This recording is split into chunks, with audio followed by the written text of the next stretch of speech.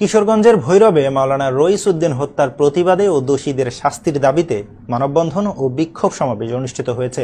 গত ২৬ এপ্রিল ঢাকায় mass gathering for Palestine program থেকে ফেরার পথে গাজীপুরে মব সৃষ্টি করে আহলে সুন্নাত ওয়াল জামাত ও ইসলামী ছাত্র সেনার কর্মী মাওলানা রইস উদ্দিনকে হত্যার প্রতিবাদ ও বিচারের দাবিতে আজ মঙ্গলবার বিকেল ৩টায় দুর্জয় মোড়ে ভৈরবের সর্বস্তরের সুন্নি জনতার আয়োজনে এই বিক্ষোভ সমাবেশ অনুষ্ঠিত হয়।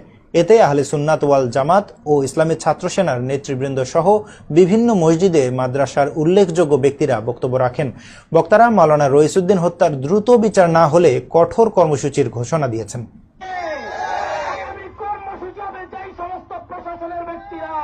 আমার ভাইয়ের সাথে অমানবিক আচরণ করেছে, তাদের সাথে বন্দুকের নলের সামনে জিহাদ। সেই প্রশাসনের কাছে গিয়ে সে কোন রকমের নিরাপত্তা পায় নাই। সেই প্রশাসন পর্যন্ত তার উপরে নির্যাতন করেছে। যারা নির্যাতন করেছে তারা যেমন দোষী, যেই প্রশাসন যেই থানাতে তাকে রাখা হয়েছিল তাকে সেখানেও নির্যাতন করা হয়েছে।